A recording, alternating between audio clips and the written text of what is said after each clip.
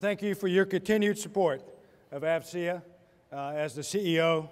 And I want to also reach out and shout out to General Bob Wood, who's joined AFCEA as Executive Director and Executive Vice President for Military and Defense. So welcome to you all.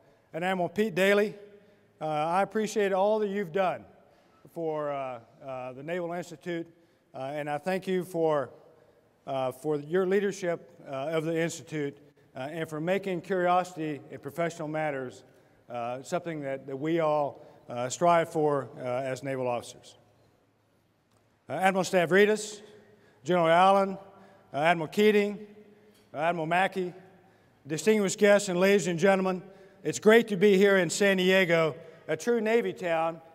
I'd say the Naviest of Navy towns.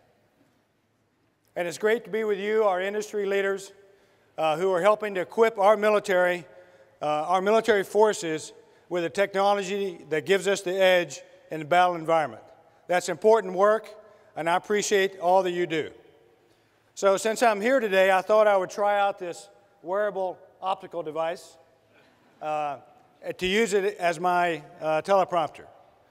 This is a pretty cool device, and for most of my career, it was only the jet jocks who got to use a heads-up display. But now even an old P3 guy like me can have one, and I like it just fine. Just don't wear it and drive. Though I guess in San Diego you probably can. So for those of you who have read my bio and haven't yet left the room, you know that my career has centered around operations. Just a few years ago, I was assigned, as Kent said, as the DCNO, Deputy Chief of Naval Operations for Communication Networks, or OPNAV N6, which made this analog throwback the Navy's top computer guy. Talk about a fish out of water. So I had to get hands-on and understand all this IT and cyber stuff in a hurry. And the best way, I guess, to learn it is either to jump right in it or to put it on. So in my current job as commander of the Pacific Fleet, I must focus not only on fleet operations, but fleet networks as well. So my time as N6, struggle though it was for me, in fact made me a better fleet commander. Certainly it's made Linda Newton's job a little bit more challenging.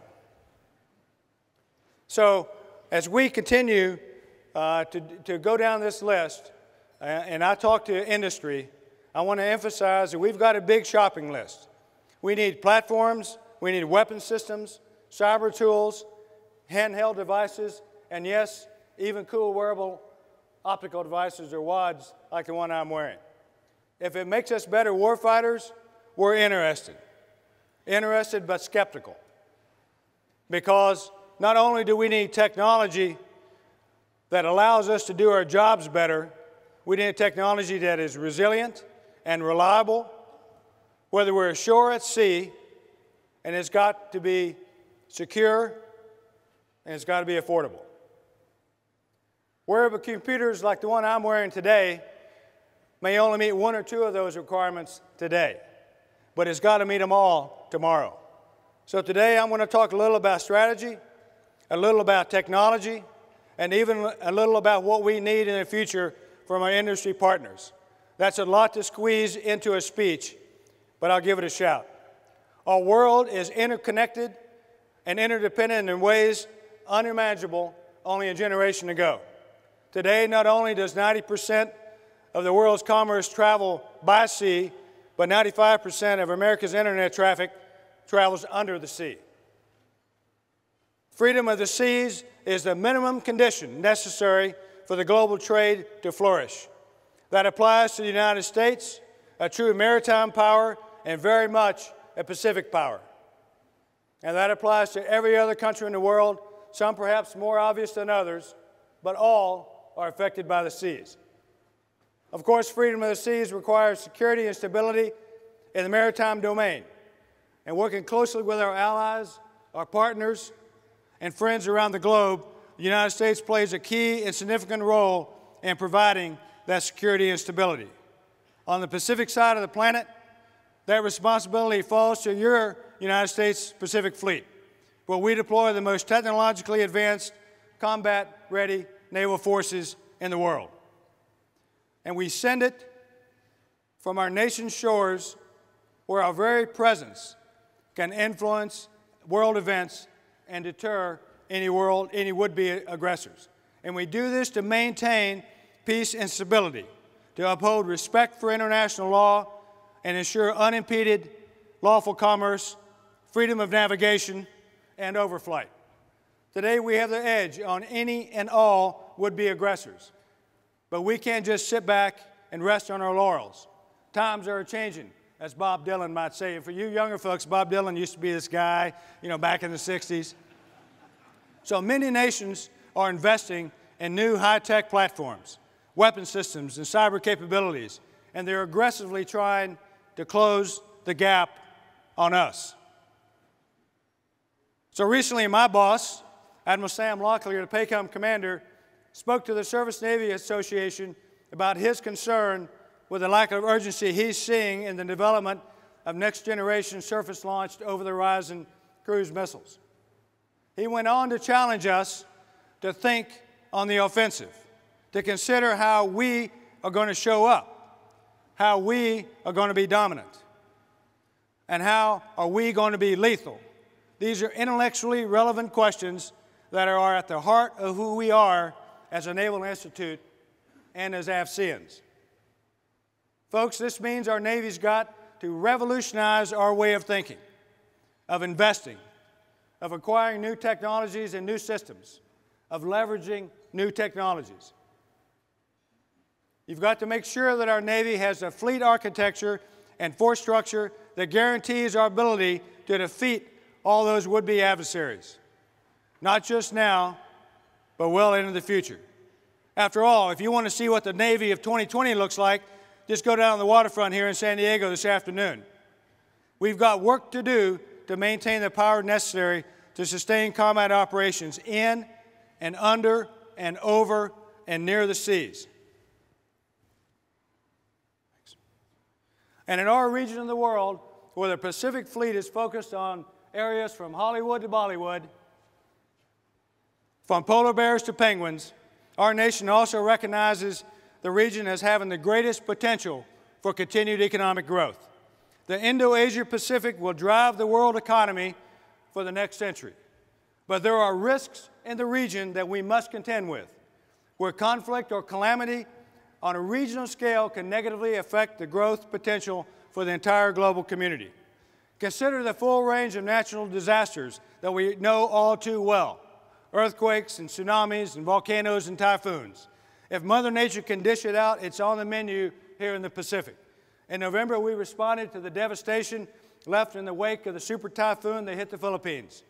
Friends helped friends, and the United States did not hesitate.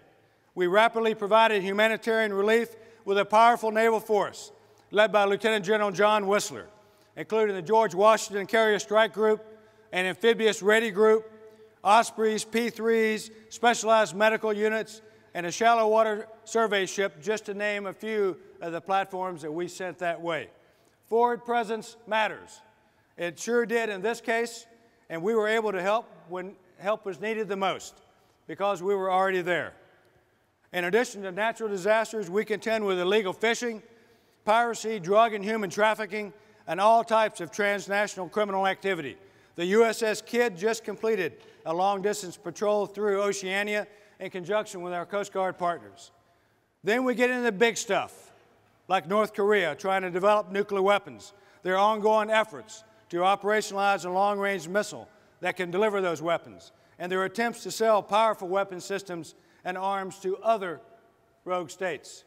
We see strife between nations over rocks and shoals all through the East China Sea and the South China Sea.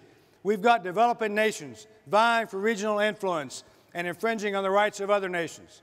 We see interference with fishing and resource rights in other nations' exclusive economic zones, and maritime sovereignty claims that have no basis in or relationship to international law. Our criticism of China's recent establishment of an Air Defense Information Zone, Identification Zone, or ADIZ, is less about its right to do so, but rather how they did it in a unilateral attempt to change the status quo. I also have concerns regarding the aggressive growth of the Chinese military, their lack of transparency, and a pattern of increasingly assertive behavior in the East and South China Seas. This includes incremental efforts to assert control over the area within the so-called 9-dash line. They're doing this in spite of the objections of their neighbors and, in my opinion, a lack of explanation or basis under international law. You'll undoubtedly hear more about this during the panel discussion with Jim Fennell, provocateur for sure. Attempts to change the status quo negatively affects regional stability, which leads to nations in the region buying or building the best weapon systems they can afford as a hedge against potential conflict. There's both growing uncertainty in the region and increasing tension. And we know this can lead to miscalculation. For these reasons, we stay focused on working with all of our allies and partners throughout the Pacific to ensure that we maintain security and stability in a peaceful and prosperous Asia. This multilateral approach to doing business will be on display this summer when we host RIMPAC 2014, the world's largest international maritime exercise. RIMPAC expands cooperation, improves safety, builds trust, and increases transparency between participating navies. This year will be the largest in the exercise's 43-year history, when we will have 23 different militaries participating, including, for the first time, Brunei and China. China's acceptance of our RIMPAC invitation is an important milestone. Despite aforementioned concerns, let me be clear. We welcome the emergence of a prosperous and successful China as a positive contributor to Asian stability and a productive member of the community of nations. It is in the best interests of the United States and China that we manage friction and prevent misunderstanding at sea through sustained Navy-to-Navy communications, practical cooperation on maritime challenges faced by all Pacific nations. That's what RIMPAC is all about, working with all participating nations in a multilateral way. Great nations understand the importance of working together peacefully to resolve international disputes through multinational forums like the Association of Southeast Asian Nations. The United States and our partners remain committed to fostering a rules-based system that respects international laws and adheres to well-established norms. That understanding is part of what makes great powers great. The United States is and will remain a global power and a Pacific power. As America continues our whole-of-government strategic rebalance to the Pacific, our nation's military forces, all of them, will play an important role. As a commander of the Pacific Fleet, I know that our Navy must be in the vanguard of this effort. We're committed to leading America's rebalance to the Pacific. And so far, we're moving out on that effort. And by 2020, fully 60% of your Navy will be in the Pacific. Just consider what we're doing there right now. We've just deployed the first P-8 Poseidons to the Pacific. Just a few weeks ago, I flew an 8-hour mission on board a P-8 out of Okinawa, and the aircrew put that airplane through its paces. The P-8 is a super aircraft and a huge leap forward in capability. It brings to the table a huge advantage in ASW, ISR, and sensor integration, and in my opinion, the P-8 exceeds its key performance parameters by a large margin. It's exactly what we need to fight tonight, and I want as many as we can get. It's a similar story for our new littoral combat ships, where LCS-1, the San Diego-based USS Freedom, recently concluded a successful maiden deployment to the Western Pacific. In addition to Freedom making news by responding to the typhoon disaster in the Philippines, the Navy also publicly documented some maintenance challenges she faced during this bold proof-of-concept deployment. As with all new platforms, there are lessons to be learned at sea. That's just the nature of the business. And thanks to our great partners in industry, we're able to quickly address any problems, and we usually make huge advancements in improving technology as we do so. The LCS program is moving forward. Right now, LCS-4 is on her way to San Diego, where she'll be commissioned in April as the USS Coronado, a very fitting name indeed. And there are many more ships coming. Just before arriving here today, I visited a newly commissioned USNS John Glenn, a new mobile landing platform that I hope rekindles excitement in Navy Marine Corps amphibiosity. And how about that new DDG-1000? Have you seen a picture of that thing yet? If Batman had a ship, it would look like the Zumwalt destroyer. It's at the very cutting edge of technology, including advanced radar, hybrid drive propulsion systems, and enormous firepower. All of these new platforms are going to be game changers in the Pacific, thanks in large part to the integrated capabilities they bring to the fight. The technological tools we've been developing with many of you, our partners in industry, tools that sustain combat operations on, over, under, and near the seas. Consider CANES, our Consolidated Afloat Networks and Enterprise Services. It's the Navy's next generation tactical afloat network, which consolidates legacy networks into a single integrated platform with increased capability for defense and security. It serves as a single cyber platform for more than 200 applications and connected systems, many of which can now be moved into a virtual environment. CANES will standardize our afloat network configuration, and I believe CANES will deliver improved capabilities and security, drive cost savings, and reduce cycle times for maintenance, applications, and modernization. There's a Joint Information Environment, or JIE, that will provide our warfighters and mission partners a shared IT infrastructure and a common set of enterprise services, all under a single security architecture. It consists of networked operations centers, core data centers, and a global identity management system with cloud applications and services. And I'm looking forward to the deployment of the Navy's first NIFCA-capable strike group. That's the Navy Integrated Fire Control Counter-Air System of Systems. Wow, how's that for a mouthful? NIFCA sounds better to me. It's delivering requirements for deploying a robust capability to achieve engagements in a contested environment over the horizon, both over land and water. The Theodore Roosevelt Carrier Strike Group will be the first to deploy with NIFCA, and I'm excited about TR being stationed here in San Diego next year. Some of our greatest gains in technology are in our ability to use and exploit the electromagnetic spectrum. The term of art is EMMW, electromagnetic maneuver warfare. Today, we are employing new tools, such as the Surface Electronic Warfare Improvement Program, or CWIP, and Ship Signal Exploitation Equipment, SSEE, to protect, manage, and manipulate the EM spectrum. We're able to adapt to congested and contested EM environments and leverage the full spectrum using this cutting-edge technology to establish and maintain dominance. And we're also offering a degree and acronyms if you all are interested.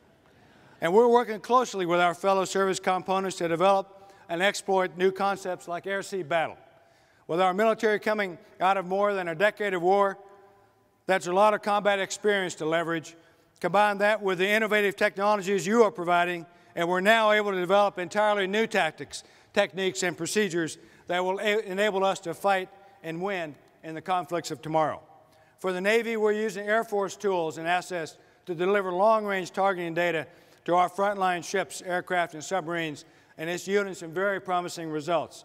And our Navy will also be assisting Air Force units to deliver enhanced long-range strike capability.